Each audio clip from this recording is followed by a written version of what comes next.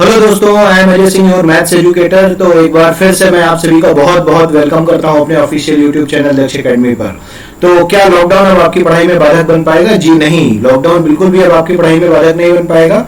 और आप लोगों को पता है कि यहाँ पर मैंने पहला वीडियो आपको प्रोवाइड करा दिया है जो हमारा प्रैक्टिस सेशन से रिलेटेड है। तो हम लोगों ने प्रैक्टिस सेशन का पार्ट 1 हम लोगों ने देख लिया है। अब हम लोग प्रैक्टिस सेशन का पार्ट 2 देखने जा रहे हैं ना। आपको पता है कि मैं परसेंटेज की सीरीज अभी स्टार्ट कर चुका हूं। तो आइए देखते हैं क्वेश्चन नंबर फर्स्ट। और क्वेश्चन नंबर फर्स्ट क्या बोला जा रहा है, देखते हैं जरा। हाँ, तो देखिए क्वेश्चन नंबर फर्स्ट में क्या बोला जा रहा है। क्वेश्चन नंबर फर्स्ट में बोला जा रहा है आपसे कि एक व्यक्ति अपनी आय का 75% खर्च करता है। यदि उसकी आय 20% बढ़ जाती है और उसका खर्च 10% बढ़ जाता है तो उसकी बचत पर क्या प्रभाव पड़ेगा, है ना। तो आइए जरा समझते हैं। देखो भाई, एक चीज जरा समझना, ये बताइए इनकम इक्वल्स टू क्या होता है। इनकम इक्वल्स टू होता है एक्सपेंडिचर प्लस सेविंग। क्या होता है? इनकम इक्वल्स टू होता है एक्सपेंडिचर प्लस सेविंग। ठीक है, expenditure equals to income equals to expenditure plus saving. ठीक है, तो आपको पता है कि आय बराबर होता है खर्च प्लस बचत। इनकम का मतलब हो गया आय और एक्सपेंडिचर का मतलब हो गया खर्च, सेविंग का मतलब हो गया बचत। ठीक है, तो ये फॉर्मूला होता है कि income equals to expenditure plus savings. ठीक, तो यहां पर हम क्या कर रहे हैं, बोला जा रहा है कि एक व्यक्ति अपनी आय का 75% खर्च करता है। अब जरा बात समझना, जैसे मान लो मैंने मान लिया कि इसकी इनकम कितनी है, 100% है। ठीक है, इसकी इनकम कितनी है, 100% है। और अगर अपनी इनकम का इसने 75% क्या कर दिया, एक्सपेंडिचर कर दिया, यानी कि एक्सपेंड कर दिया, खर्च कर दिया, तो इसकी सेविंग कितनी होगी, इसकी सेविंग बची होगी 25%। ये बात क्लियर हो रही है। ठीक, तो एक इक्वेशन मेरी बन गई कि यदि व्यक्ति अपनी आय का 75% खर्च करता है तो सेविंग कितनी होगी, 25%, क्योंकि इनकम कितनी होगी, 100%। क्लियर। चलिए अब आगे देखते हैं क्वेश्चन में क्या बोला जा रहा है। बोला जा रहा है यदि उसकी आय 20% बढ़ जाती है। अब जरा बात समझना, उसकी इनकम की बात हो रही है और बोला जा रहा है कि अगर इनकम कितने परसेंट इंक्रीज हो रही है, 20% इंक्रीज हो रही है। तो जरा एक चीज मुझे बताओ, अगर इनकम पहले 100% है और 20% इनकम इंक्रीज हो जाती है तो इनकम टोटल कितनी हो जाएगी, 120%। ये बात क्लियर है आपको? ठीक, अब आगे बोला जा रहा है कि उसका खर्च 10% बढ़ जाता है तो उसका खर्च 10% बढ़ जाएगा। अच्छा ये बताइए, अगर मैं 75 का 10% निकालूंगा, यानी कि 10% का जो फ्रैक्शन होता है, 10% का फ्रैक्शन होता है 1/10, है ना। तो अगर मैं 75 का 1/10 निकालता हूं तो वैल्यू आती है 7.5। क्लियर, 7.5। तो ये इंक्रीमेंट है तो यहां पर साइन क्या होगा, प्लस का होगा। तो 75 में अगर मैं 7.5 ऐड कर दूंगा तो ये बन जाएगा 82.5। ठीक, अब जरा देखो यहां पर एक चीज बताओ कि अगर अब इसकी इनकम यहां पर 120% है और इसका एक्सपेंडिचर 82.5 है, तो अगर मैं इससे इसको माइनस कर दूंगा तो मुझे सेविंग पता चल जाएगी, है ना। तो 120 में से जैसे ही मैं 82.5 माइनस करूंगा तो मुझे मिलेगा 37.5%। 37.5% ये मिलेगा मुझे। ठीक है, ये मेरी सेविंग हो गई अब। ठीक है, तो अब जरा बात समझना है। यहां पर देखिए, ये बताइए आपसे पूछा जा रहा है कि इनकम पर क्या उसकी सेविंग पर क्या इफेक्ट पड़ेगा, है ना, बचत पर क्या प्रभाव पड़ेगा, बचत पर। तो अगर बचत पर प्रभाव पड़ने की बात हम करें तो देखो इसकी सेविंग पहले कितनी है, 25%। अब सेविंग कितनी हो रही है, 37.5%। तो क्या आप मुझे बता पाएंगे कि कितने परसेंट इंक्रीज हो रही है? ये इंक्रीज हो रही है 12.5%, है ना। 12.5% ये क्या हो रही है, इंक्रीज हो रही है। ठीक, तो आपसे पूछा ही जा रहा है कि आपको बताना है कि परसेंटेज में कितना इंक्रीमेंट हो रहा है। तो जरा देखना है यहां पर, इसका मतलब ये हुआ कि आप ऐसे भी देख सकते हैं कि 25% का ये वाली जो वैल्यू है वो इसकी क्या है, जस्ट हाफ है। क्लियर है बात? तो अगर ये जस्ट इसकी हाफ है तो इसका मतलब ये हुआ कि 25 का 12.5% अगर इंक्रीज हो जाएगा तो इसका मतलब हुआ कि ये आपका 12.5 है ना, इसका जस्ट 50% है, ऐसे दिखाई दे रहा है ये, अपॉन 25 इंटू क्या करेंगे, 100 करेंगे, है ना। तो ये जैसे ही पॉइंट हटाएंगे यहां से तो 0 आ जाएगा। 125 से 250 काट देंगे 2 बार और 2 से 100 को काट देंगे तो ये आ जाएगा आपका 50%। कितना आ जाएगा, 50% आ जाएगा। ये आपका क्या होगा, आंसर होगा। बोलो, बात समझ आ रही है? ठीक है, तो इस तरीके से हम इस क्वेश्चन को सॉल्व कर सकते हैं। ठीक, तो चलिए ये क्वेश्चन मुझे लगता है आप लोगों को समझ में आ गया होगा। तो बढ़ते हैं नेक्स्ट क्वेश्चन पर, देखते हैं क्या बोला जा रहा है। देखिए बोला जा रहा है दो संख्याएं तीसरी संख्या की क्रमशः 20% तथा 50% है, तो पहली संख्या दूसरी संख्या का कितना प्रतिशत है। तो जरा बात समझिए यहाँ पर। देखिए यहाँ पर 3 नंबर दिए गए हैं, 3 संख्याएं दी गई हैं। तो n1 n2 और n3 तीन संख्याएं मान लेते हैं, ठीक है। तो देखो यहाँ पर फर्स्ट नंबर की बात हो रही है और सेकंड नंबर की बात हो रही है, किसके रिस्पेक्ट में बात हो रही है, थर्ड नंबर के रिस्पेक्ट में बात हो रही है ना। तो मैं ये मान लेता हूं कि जो थर्ड नंबर मेरा है वो 100% है, समझिए आप बात को, ये कितना 100 है, ये 100 मान लेता हूं, ठीक है, ये 100 है थर्ड नंबर। अब बोला जा रहा है कि दो संख्याएं तीसरी संख्या की क्रमशः यानी रिस्पेक्टिवली 20% एंड 50% है, ठीक है। तो 100 का 20% आएगा तो पहली संख्या क्या हो जाएगी, 20 हो जाएगी, ठीक। और 100 का 50% अगर हम निकालेंगे तो ये दूसरी संख्या कितनी हो जाएगी, 50 हो जाएगी। क्लियर है बात। अब आपसे बोला जा रहा है कि पहली संख्या दूसरी संख्या का कितने परसेंट है ना। तो यानी पहली संख्या का किसके रिस्पेक्ट में बात हो रहा है, दूसरी संख्या के रिस्पेक्ट में बात हो रही है। तो 20 जो है 50 का कितना परसेंट है, इनटू क्या कर देंगे 100। आपको पता है कि जैसे ही हम इसको परसेंटेज में चेंज करेंगे तो इनटू 100 करते हैं, फ्रैक्शन टू परसेंटेज चेंज करने के लिए इनटू 100। तो 50 से 100 को काट देंगे, कितनी बार कटेगा, 2 बार। और 20 इंटू 2 कितना हो जाएगा, ये हो जाएगा 40%। क्लियर है बात। तो यही आपसे पूछा जा रहा था कि पहली संख्या दूसरी संख्या का कितने परसेंट है, तो आंसर हमारा क्या होगा, 40% हो जाएगा। तो ये हमारा फोर्थ ऑप्शन जो होगा वो हमारा करेक्ट आंसर होगा। क्लियर है बात, ठीक। चलिए अब आइए बढ़ते हैं क्वेश्चन नंबर 3 पर, देखते हैं क्या बोला जा रहा है। देखिए क्वेश्चन नंबर 3 में बोला जा रहा है कि एक कक्षा में लड़कियों की संख्या लड़कों से 20% अधिक है, ठीक है। तो देखिए बात हो रही है बॉयज की और गर्ल्स की, बॉयज की और गर्ल्स की बात हो रही है। अब बोला जा रहा है कि गर्ल्स की जो संख्या है वो 25% क्या है, ज्यादा है, सॉरी 20% ज्यादा है। तो 20% की वैल्यू क्या होगी, 1/5 फ्रैक्शन होता है ना, 5 में 1 अगर ज्यादा होगी यानी अगर 1 एक्स्ट्रा होगी तो इसका रेशियो क्या होगा, 6। तो यानी बॉयज का रेशियो कितना हो गया, बॉयज का रेशियो 6 हो गया और गर्ल्स का रेशियो क्या हो गया, 5 हो गया, ठीक है। सॉरी उल्टा लिख दिया मैंने, यहाँ पर गर्ल्स का रेशियो ज्यादा है, इरेज कर देता हूं। तो यहां पर जरा देखेंगे आप, यहां पर बोला ही जा रहा है आपसे कि गर्ल्स का जो है 20% वैल्यू क्या है, ज्यादा है, ठीक है। तो अगर इसकी 20% वैल्यू ज्यादा होगी तो एक चीज मुझे ये बताइए कि इसका रेशियो होगा 5 बॉयज का और गर्ल्स का रेशियो कितना होगा, 6 होगा। ये बात क्लियर हो रही है ना आपको, ठीक है, ये रेशियो हो गया। अब देखिए बोला ये जा रहा है कि कक्षा में छात्रों की कुल संख्या 66 है। तो ये बताइए रेशियो में टोटल कितना है, देखो रेशियो में ये 5 है, ये 6 है, तो टोटल कितना हो गया 11 रेशियो। और 11 की वैल्यू क्वेश्चन में कितनी दी जा रही है, 66। तो 1 रेशियो की वैल्यू क्या हो जाएगी, 6 हो जाएगी। 11 की 66 है तो 1 की क्या होगी, 6 होगी, ठीक है। अब ये बताइए अगर 1 रेशियो रिप्रेजेंट कर रहा है 6 को, तो क्या बॉयज का 5 रेशियो रिप्रेजेंट करेगा 30 को, 6 इंटू 5 मल्टीप्लाई कर देंगे, ये 30 हो गया। और ये 6 इंटू 6 जो होगा ये कितना हो जाएगा, ये हो जाएगा 36। ये बात क्लियर हो गई। तो 66 का हमने डिस्ट्रीब्यूशन कर लिया है, 66 को हमने अलग अलग डिवाइड करके बता दिया कि बॉयज हैं 30 और गर्ल्स कितनी है, 36 है। क्लियर। अब जरा देखिए आगे बोला जा रहा है यदि कक्षा में कितनी लड़कियां आ जाएं, यदि कक्षा में यहां पर कितनी लड़कियां आ जाएं, 4 लड़कियां आ जाएं, ठीक है। तो अभी कितनी है 36। अब अगर ये बताइए अगर 4 गर्ल्स और आ जाएंगी तो गर्ल्स कितनी हो जाएंगी, 40। गर्ल्स कितनी हो जाएंगी, 40। तो आपसे बोला जा रहा है तो बताइए लड़के और लड़कियों की संख्या का अनुपात क्या होगा, है ना। तो देखो भाई यहाँ पर बॉयज कितने निकल के आ रहे हैं, बॉयज और गर्ल्स का रेशियो पूछा जा रहा है, फाइनल रेशियो है ना इंक्रीमेंट के बाद। तो ये बताइए कि बॉयज कितने हैं 30 और गर्ल्स कितनी है 40। तो जब रेशियो इसको बनाएंगे तो 0 से 0 कट हो जाएगा। तो आपको पता चल रहा है यहाँ पर कि यहाँ पर जो वैल्यू आ रही है रेशियो में वो आ रही है 3:4, यानी कि बॉयज और गर्ल्स का जो रेशियो होगा वो नया रेशियो क्या बन जाएगा, 3:4 बन जाएगा। तो कौन सा ऑप्शन हमारा सही होगा, सेकंड ऑप्शन हमारा सही हो जाएगा। क्लियर है ना, सारी बातें समझ में आ रही हैं, ठीक। चलिए आइए बढ़ते हैं क्वेश्चन नंबर 4 पर और देखते हैं क्वेश्चन नंबर 4 क्या है। हाँ तो क्वेश्चन नंबर 4 में बोला जा रहा है कि अमन अपनी आय का 20% भोजन पर तथा 15% बच्चों की शिक्षा पर खर्च करता है। अब जरा बात समझना है यहाँ पर किसकी बात हो रही है, अमन की बात हो रही है, ठीक है। अब अमन की मैं टोटल इनकम जो है उसको मैं 100% मान लेता हूँ। अमन की मैं टोटल इनकम कितनी मान लेता हूँ, 100% मान लेता हूँ। ये इसकी इनकम हो गई टोटल, ठीक है, ये टोटल इनकम है इसकी 100%, ठीक। अब जरा ये बताओ, बोला ही जा रहा है कि 20% भोजन पर और 15% बच्चों की शिक्षा पर खर्च करता है, ठीक है। तो भाई एक चीज ये क्लियर हो गई कि इसने 100% में 2 बार खर्च कर दिया। कितना, एक बार 20% खर्च कर दिया और एक बार 15% खर्च कर दिया, ठीक है। तो ये टोटल हमारा अगर हम यहाँ पर देखें तो यहाँ पर जो टोटल आएगा वो टोटल कितना आ जाएगा, 35% इसने क्या कर दिया है, खर्च कर दिया, ठीक है। तो अब जो रिमेनिंग वैल्यू होगी इसकी, वो रिमेनिंग वैल्यू कितनी होगी, रिमेनिंग यानी कि शेष है ना।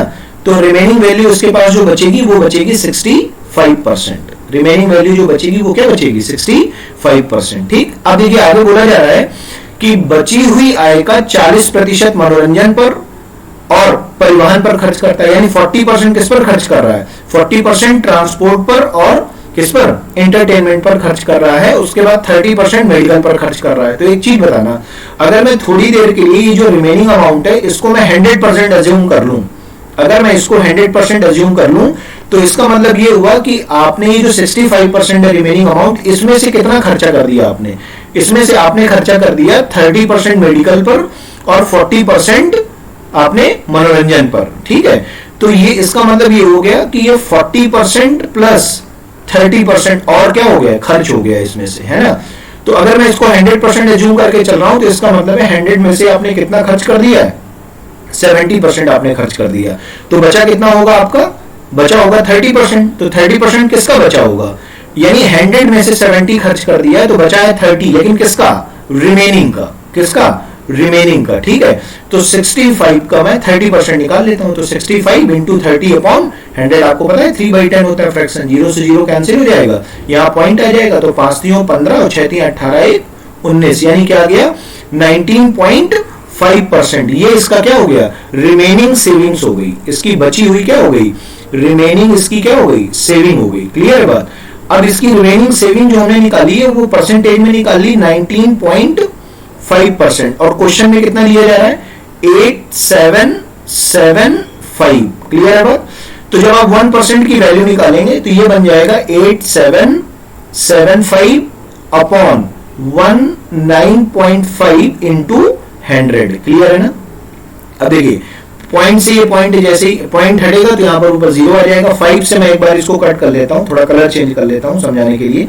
5 से जैसे ही हम इसको कट करेंगे तो ये हो जाएगा आपका 5 का जब डिवाइड करेंगे तो 1 टाइम, इधर आ जाएगा 5 सते 35, है ना, इधर आ जाएगा 5 25 और इधर आ जाएगा 5 25। क्लियर है बात। इधर मैं 5 से काट लेता हूं तो 5 3 15, 5 9 45। क्लियर है। अब क्या ये 3 से कट जाएगा, देखो 3 से डिवाइड हो रहा है, हाँ डिवाइड हो रहा है, तो 3 से एक बार और काट देते हैं इसको, है ना। तो 3 से काट देता हूं, यहां लिख देता हूं 3 5 15, 3 8 24, है ना, और 3 5 15। ठीक है, और इधर जब डिवाइड करेंगे तो 3 एकम 3, 3 3 9। ठीक है, अब देखो जरा 13 से डिवाइड करते हैं, 13 चौकू 52।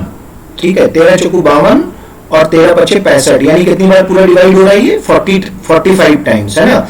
तो ये 45 इंटू 1000 तो कितना हो गया, 45 इंटू 1000 जब आप करेंगे तो ये आ जाएगा 45,000, है ना। यानी कि अगर हम टोटल बात करें कि इसकी इनकम कितनी थी अमन की, वो टोटल इनकम थी 45,000। ठीक है, तो कोई ऑप्शन मैच कर रहा है, यहां पर हमारा फर्स्ट ऑप्शन 45,000 दिया गया है, तो ये हमारा क्या होगा, करेक्ट आंसर होगा। बोलिए, ये बात समझ आ रही है आपको।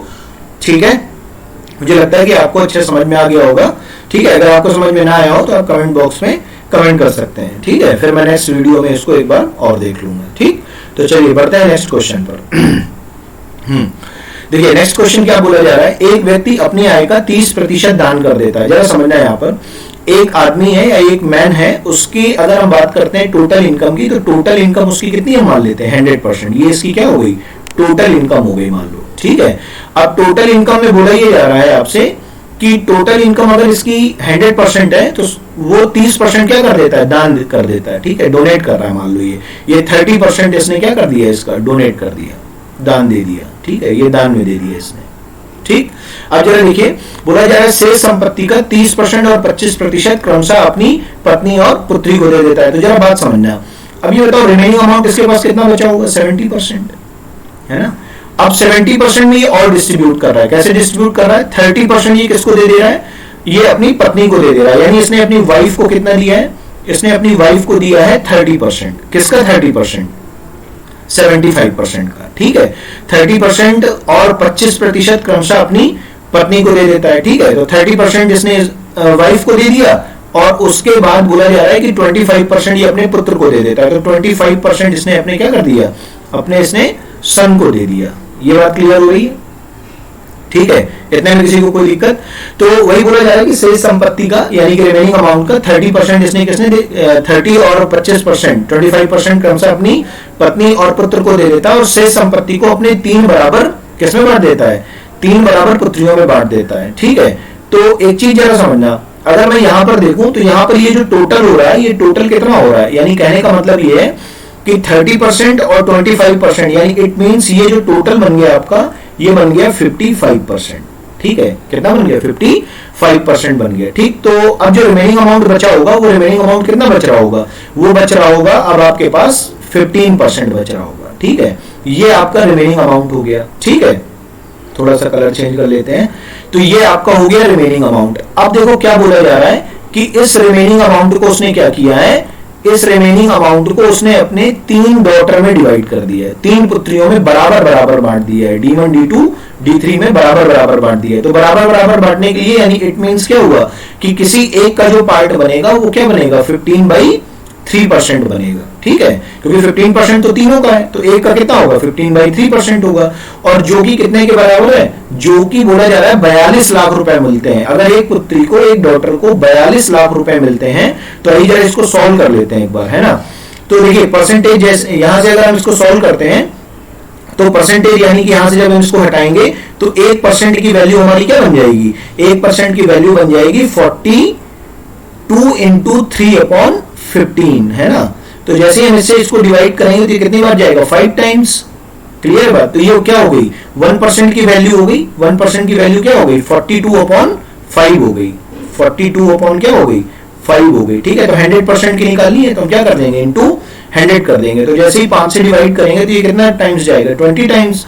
और 42 गुणे 2, सॉरी कहीं पे कुछ मिस्टेक हो रही है, ये हो गया आपका 30% से संपत्ति का 30% और 25%, है ना, क्रमशः अपनी पत्नी और पुत्र को देता है। ठीक है भाई, ये हो गया 30, ये हो गया 25, कितना हो गया 55।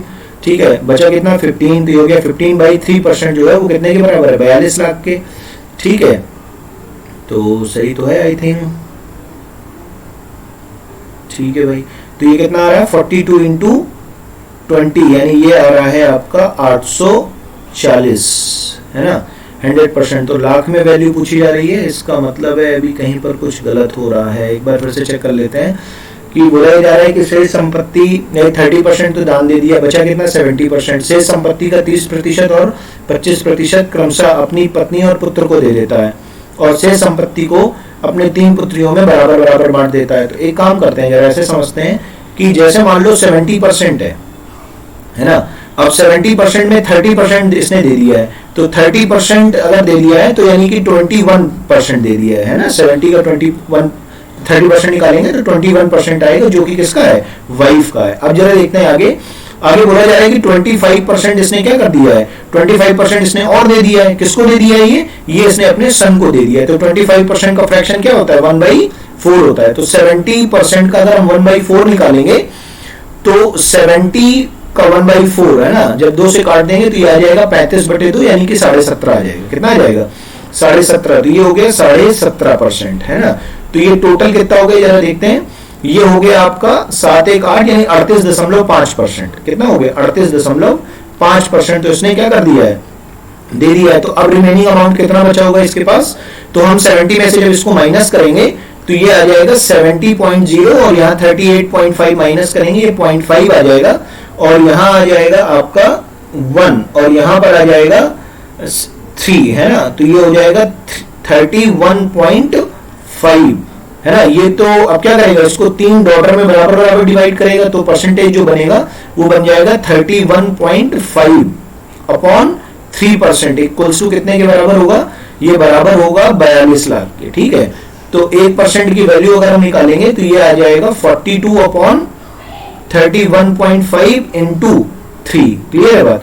अब जब 3 से इसको काटेंगे तो ये बन जाएगा आपका, ये 3 एकम 3 और 0, 3 पछे 15 और 1 अंक के बाद दशमलव है, तो यहाँ पर ये बन जाएगा आपका, है ना। अब यहाँ से जैसे हम इसको और सॉल्व करते हैं, पॉइंट हटाएंगे, इधर कितना आ जाएगा, 0 आ जाएगा। तो 5 से सॉल्व करते हैं इसको, तो ये हो जाएगा 5 8 40 और 5 चौको 20, 5 दूनी 10, 5 एकम 5। ठीक है, और 21 से जैसे डिवाइड करेंगे तो ये कितनी बार जाएगी, 21 चौक 84, यानी 1% की वैल्यू कितनी आ रही है, 1% की वैल्यू 4 आ रही है। तो 100% इसकी क्या है, टोटल इनकम है। क्लियर बात। तो 100% अगर टोटल इनकम है तो ये बन जाएगी 400। अब आपको पूछा क्या जा रहा है, आपसे लाखों में पूछा जा रहा है। तो ये जो हमें 42 यहाँ पर लिखा है ये लाख में है, तो ये वाली जो वैल्यू आएगी, ये वाली वैल्यू भी किसमें आएगी, लाख में आएगी, यानी लाख में आएगी। क्लियर है बात। तो ये हमारा क्या हो जाएगा, 400 लाख हमारा आंसर हो जाएगा। तो कौन सा ऑप्शन सही होगा, बी ऑप्शन सही होगा। ठीक है, तो यहां पर हमने थोड़ा सा मिस्टेक कर दी थी। इस मिस्टेक को आपको थोड़ा सा ध्यान रखना है कि हमने क्या किया था, रिमेनिंग अमाउंट का 30% और 25% डायरेक्ट ऐड कर दिया है, जबकि बोला जा रहा है कि रिमेनिंग अमाउंट का 30% और 25% उसने क्या कर दिया है, तो रिमेनिंग अमाउंट का 30% और 25% निकाल के ऐड करेंगे। ठीक है, तो ये बात मुझे लगता है आई थिंक आपको समझ में आ गई होगी। तो यहाँ पर थोड़ा सा गलत हो गया है, तो इसको आपको थोड़ा सा माइंड में रखना है। ठीक है, तो ये आपका सही सोल्यूशन सेकंड वाला जो मैंने सॉल्व किया है, ये इसका सही सोल्यूशन होगा। ठीक है ना, तो इस चीज को थोड़ा सा आपको ध्यान में रखना है। ठीक है, तो मुझे लगता है कि अब समझ में आ गया होगा आपको। और ये क्वेश्चन जो है ना, ये एक चीज ध्यान रखिएगा, ये क्वेश्चन बहुत ही इंपॉर्टेंट क्वेश्चन है। ठीक है, ये क्वेश्चन जो है इंपॉर्टेंट क्वेश्चन है, एग्जाम में कई बार ये क्वेश्चन आपसे पूछा गया है ना, तो इस चीज को थोड़ा सा ध्यान में रखिएगा। ठीक है, तो चलिए बढ़ते हैं नेक्स्ट क्वेश्चन पर और देखते हैं नेक्स्ट क्वेश्चन क्या बोला जा रहा है। हाँ, तो क्वेश्चन नंबर 6 में बोला जा रहा है कि गेहूं की कीमत में 20% की वृद्धि हुई तो खपत में कितने किलोग्राम की कमी की जाए कि खर्च केवल 5% ही बढ़े, जबकि प्रारंभिक में वह 200 किलोग्राम खपत करता था। अच्छा, एक चीज बताओ, देखो जरा, जो हमारा एक्सपेंडिचर होता है ना, जो हमारा एक्सपेंडिचर होता है यानी कि जो हमारा खर्चा होता है, ये डिपेंड करता है इन प्राइस, ये डिपेंड करता है प्राइस इनटू कंजम्पशन पर, ये डिपेंड करता है प्राइस इनटू कंजम्पशन पर। अब ये कैसे आपको पता चला कि देखो भाई, एक चीज आपको ये क्लियर है, अगर मैं ये कह दूं कि कोई चीज 5 रुपए प्रति किलोग्राम है, समझना 5 रुपए प्रति किलोग्राम है, और कंजम्पशन कह दूं 20 किलोग्राम का है ना, आप एक महीने में 20 किलोग्राम वो चीज यूज करते हैं, तो जो आपका खर्चा हो गया वो टोटल खर्चा कितना हो गया, 1 किलोग्राम की कीमत है 5 रुपए, तो 20 किलोग्राम की कीमत कितनी होगी, 100 रुपए, सॉरी। ठीक है, ये आपका 100 रुपए आ गया। तो इसका मतलब क्या हुआ कि आपने जब भी एक्सपेंडिचर निकालना होगा तो प्राइस इनटू कंजम्पशन वाले फॉर्मूले का आप यूज करेंगे। ठीक है, तो आइए जरा समझते हैं यहाँ पर आगे क्या बोला जा रहा है। देखिए, बोला जा रहा है कि यदि कीमत 20% इंक्रीज हो जाती है, तो जरा एक बात समझना, अगर मैं प्राइस की बात कर रहा हूं तो प्राइस 20% इंक्रीज हो रहा है, इसका मतलब है 20% का फ्रैक्शन होगा 1/5, यानी 5 में 1 इंक्रीज हो जाएगा तो प्राइस हो जाएगा 5 से 6 रेशियो। ठीक है, अब जरा बात हम करते हैं कंजम्पशन की। ठीक है, तो कंजम्पशन का देखो रेशियो आपको नहीं पता है, क्योंकि कंजम्पशन की कोई भी यहाँ पर परसेंटेज वैल्यू नहीं दी जा रही है, आपको खर्च की वैल्यू दी जा रही है, एक्सपेंडिचर का परसेंटेज दिया गया है।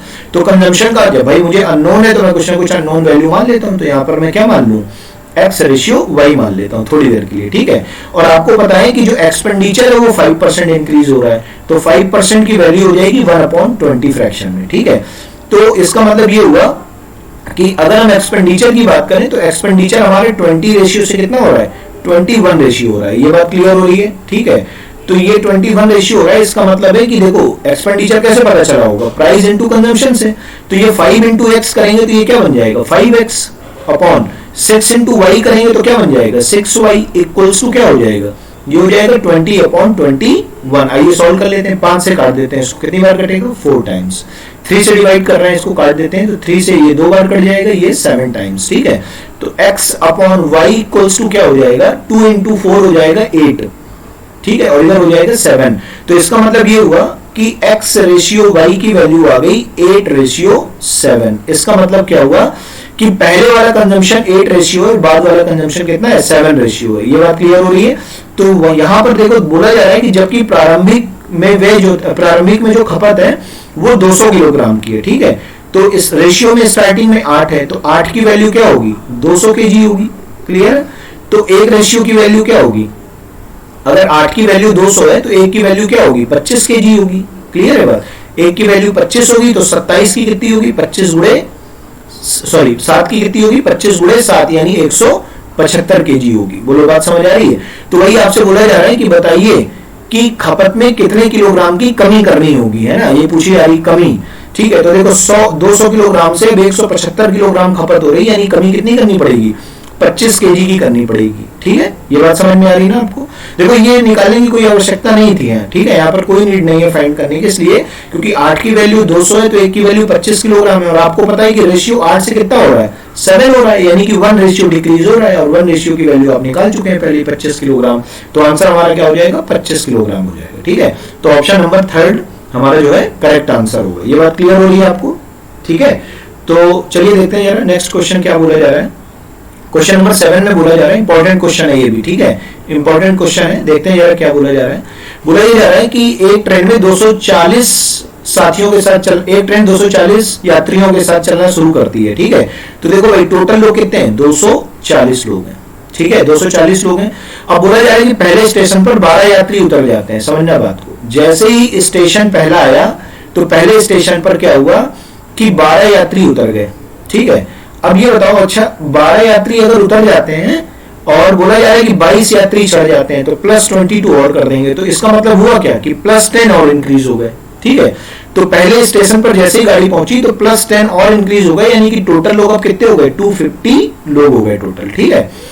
अब बोला जा रहा है कि जैसे ही ट्रेन थोड़ा और आगे बढ़ती है तो अब आता है स्टेशन नंबर 2, ठीक है। अब स्टेशन नंबर 2 में क्या होता है कि 20% यात्री उतर जाते हैं। तो ये बताओ 250 का अगर मैं 20% यानी इट मींस 1/5 निकालूंगा तो आएगा 50, क्लियर है। तो इसका मतलब ये हुआ कि अब 50 लोग क्या हो रहे हैं, 50 पैसेंजर फिर से उतर जाते हैं। तो जैसे ही 50 पैसेंजर उतर जाएंगे तो यहाँ पर टोटल पैसेंजर कितने बचेंगे, 200 बचेंगे। ये बात क्लियर हो रही है। अच्छा, और आगे बढ़ते हैं। अब बोला जा रहा है कि तीसरे स्टेशन पर 32 यात्री उतर जाते हैं और जैसे स्टेशन नंबर 3 आएगा तो यहाँ पर कितने यात्री उतर जाएंगे, 32 यात्री यहाँ पर उतर जाएंगे, ठीक है। 32 पैसेंजर यहाँ पर उतर जाते हैं और कुछ चढ़ जाते हैं। कुछ कितने चढ़ रहे हैं ये मुझे पता नहीं है, तो यहाँ पर मैंने इसको एक्स कंसीडर कर लिया अभी, ठीक है। मैंने मान लिया कि कितने यात्री चढ़ गए, एक्स पैसेंजर चढ़ गए, ठीक है। और बोला जा रहा है कि अब तीसरे स्टेशन पर उतरने वाले यात्रियों की संख्या ज्ञात करनी है। यदि अभी ट्रेन में कितने लोग हैं, 80% लोग हैं। अब एक चीज बताओ जरा, यहां से अगर मैं टोटल देख रहा हूं तो यहां पर अब 80% लोग ही बचे हैं टोटल का, है ना। तो एक चीज बताओ, अगर मैं 240 का 80% निकालूंगा तो 240 का 80% यानी कि 4/5, तो 5 से इसको कट कर देते हैं, ये हो गया 5 को 20 और ये हो जाएगा आपका 5 40, ठीक है। तो यानी ये हो गया आपका 192 हो गया, सॉरी 48 दूनी, ये 48 दूनी हो गया 92 और 92 गुणे 2 कितना हो गया, ये हो गया आपका 8 चौको 32 और 4 चौको 16 और 3 कितना 19 यानी 192, ठीक है। तो ये हो गया आपका 192, यानी यहां पर अब आपके कितने लोग हैं, 192 लोग हैं। बोलो बात समझ आ रही है ना, ठीक है। तो यहां पर अब आपके कितने लोग बच रहे हैं, 192 लोग बच रहे हैं। अच्छा एक चीज जरा समझना, अच्छा 200 में से ये बताओ अगर 32 यात्री उतर गए थे तो इसका मतलब है कि कितने यात्री यहां पर बचे होंगे, बताओ यहां पर कितने यात्री बचे होंगे। माइनस कर देते हैं, थोड़ा कलर चेंज कर ले रहा हूं एक बार समझाने के लिए, ठीक है। तो इसका मतलब ये होगा कि 200 में से तो ये हो गया भाई आपका 168, क्लियर है बात, कितने हो गए 168 यहां पर रहे होंगे, लेकिन कुछ चढ़ गए होंगे तो फिर कितने हो गए होंगे, ये यहां पर कुछ एक्स चढ़े होंगे तो अब 192 वैल्यू बन गई होगी, है ना। तो 192 में जैसे ही आप 168 करेंगे तो आपको पता चल जाएगा कि कितने यात्री चढ़े थे। तो यहां से जैसे आप माइनस करेंगे तो यहां आएगा 4 और यहां आपका आ जाएगा 2, क्लियर है बात। तो यहां आपका कितना आ रहा है 24, एक सेकंड कुछ गड़बड़ हो गया, एक सेकंड जरा चेक कर लेते हैं।